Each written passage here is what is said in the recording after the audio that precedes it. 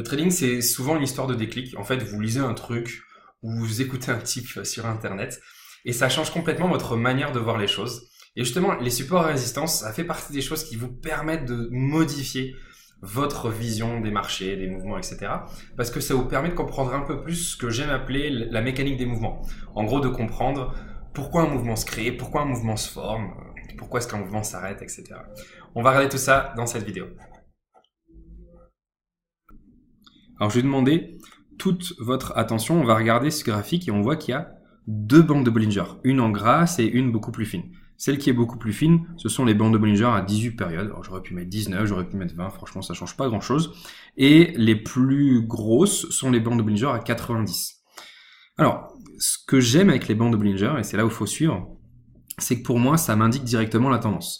Par exemple, cette grande bande de Bollinger dessine une bulle baissière. Alors que cette bande de Bollinger là dessine plutôt une bulle haussière et que cette bande de Bollinger là dessine plutôt une sorte de triangle, en tout cas une bulle neutre, et celle-ci plutôt un rectangle, donc une bulle également neutre. Alors je sais que c'est très schématique et c'est pas tout le temps aussi simple à repérer, mais essayez de commencer à faire cet exercice de repérer l'allure des bandes de Bollinger, ça vous donne directement l'état du marché. Ce que vous pouvez remarquer également, c'est que à l'intérieur de ma bulle orange, je vais le mettre en beaucoup plus petit cette fois, j'ai plein de mini-bulles en fait. J'ai cette mini-bulle baissière là, j'ai cette mini-bulle baissière là, et puis j'ai aussi des mini-bulles neutres, hein. J'ai cette mini-bulle neutre là, et j'ai cette mini-bulle neutre ici. Alors ça veut dire que à l'intérieur d'un mouvement à moyen terme, en fait, vous avez des mouvements à court terme. C'est important pour moi que vous compreniez ça parce que c'est sur ça qu'on va, c'est grâce à ça qu'on va tracer nos niveaux de support et résistance. Donc, regardez un peu ce niveau-là. Donc, ce niveau-là, c'est tout simplement la fin de ma tendance baissière. Donc, en gros, c'est la fin de cette bulle baissière, ok? Et je vais prendre, lorsque cette bulle est terminée, le point le plus bas, et ça sera mon niveau de support qui, du coup, maintenant est un niveau de résistance puisque le prix est en dessous. Et je vais faire ça, en fait, pour chaque bas de chaque bulle. Donc là, on a une nouvelle bulle baissière, et donc là, j'ai mon dernier plus bas, c'est donc mon niveau de support et résistance. Ensuite, regardez, ici, j'ai cette bulle, et le plus bas de la bulle, c'est ce niveau-là. Ici, j'ai une autre bulle baissière, et le plus bas, c'est ce niveau-là. Là, j'ai une autre grande bulle baissière, et ainsi de suite. Donc le plus bas, c'est ce niveau-là. Là, j'ai également une bulle baissière, le plus bas c'est ce niveau-là, et puis après je dois rajouter également les plus hauts lorsque j'ai soit une bulle haussière, donc bon, là j'ai le plus haut d'une bulle haussière mais c'est le même niveau, donc je vais pas le rajouter, mais également les plus hauts et les plus bas lorsque j'ai des bulles neutres, donc c'est le cas ici, hein, j'avais plutôt un mouvement neutre, donc je rajoute le plus haut, et puis c'est aussi le cas ici en ce moment, j'ai plutôt un mouvement neutre. Donc ça c'est la méthodologie pour tracer les niveaux de support et de résistance. Alors l'avantage de cette méthodologie, outre le fait qu'elle soit ultra simple, c'est que vous pouvez la répliquer très facilement. À partir du moment où vous avez mis vos bandes de Bollinger, il y a de très grandes probabilités qu'on ait tous du coup les mêmes niveaux de support résistance, et c'est pas plus mal, notamment quand on fait du coaching, il vaut mieux que tous vos élèves aient les mêmes graphiques. C'est plus pratique. Bon, au début de cette vidéo, je vous ai dit que l'idée c'est d'avoir des déclics pour changer votre manière de voir les choses. Et les supports résistance doivent simplifier votre manière de voir les marchés. Alors on va s'intéresser à ce qu'il se passe lorsque l'on arrive sur un niveau de support résistance. Et on va prendre le premier exemple. Donc ce niveau, donc cette zone en fait de support résistance, parce que c'est pas juste des niveaux, hein, c'est en fait une zone. Elle a été définie, cette zone, ici, lorsque la tendance baissière, donc à long terme, hein, donc celle-ci, en gros cette bulle, c'est terminé. Lorsque cette bulle se termine, hein, donc qu'on casse par le bas, on sait quel est le point le plus bas et donc on peut tracer notre niveau de support et de résistance. Ce qui se passe après est vachement intéressant parce qu'on a à court terme, on voit les bandes de Bollinger à 18 monter, on a une petite tendance haussière.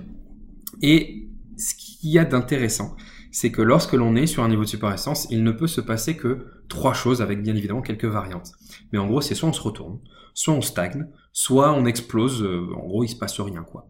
Et c'est vachement intéressant puisque ça signifie qu'on peut délimiter à l'avance des zones où on a une bonne certitude qu'il va se passer quelque chose, qu'il va soit se créer un range, soit se créer un nouveau mouvement, soit il ne va rien se passer. Et cette information, elle est ultra utile parce que peut-être que c'est là où vous voulez prendre un trade, ou peut-être que vous allez mettre en place un plan de trading, donc une analyse, à partir de ce niveau.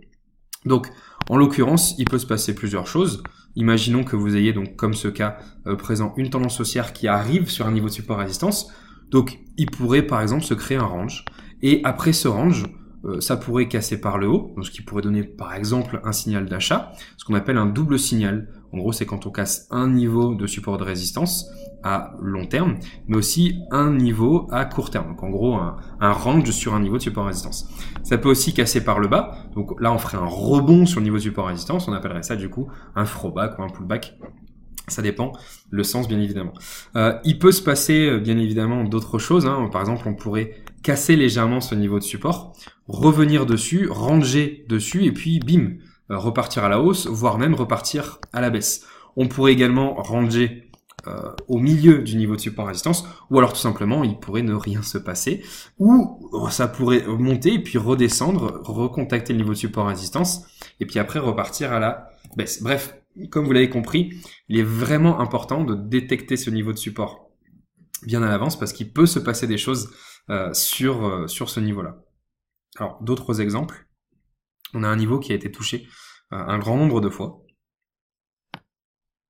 C'est celui-ci. En gros, on touche une fois, 2 fois, 3 fois, 4 fois, 5 fois, 6 fois, 7 fois, 8 fois, 9 fois, 10 fois, on va dire. Et là, on a quasiment toutes les différentes possibilités. Quand on contacte ici la première fois, bim, on se retourne. Quand on contacte ici la deuxième fois, je sais pas si vous remarquez, mais en fait, on crée un petit range. Alors, je sais que ça se voit peut-être pas avec mon petit zoom, mais ici, on a un mouvement, hein, une pause qui se met en place. Là, ici, pareil, hein, on a une pause qui se met en place. On a en fait un range à cheval. Là, on a une inversion, comme c'était le cas ici. Là, on a une toute petite pause, mais en fait, on casse après à la baisse.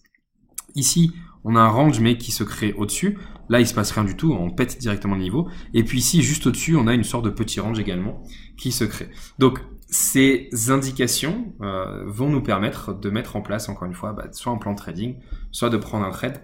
Alors, l'objectif de cette vidéo, c'était pas de vous expliquer comment prendre un trade ou comment mettre en place un plan de trading à partir de ces niveaux.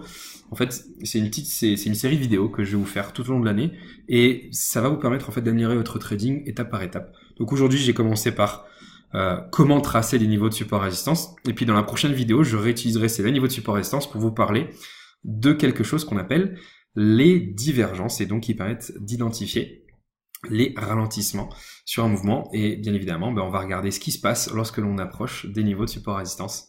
Je vous dis du coup à bientôt dans la prochaine vidéo.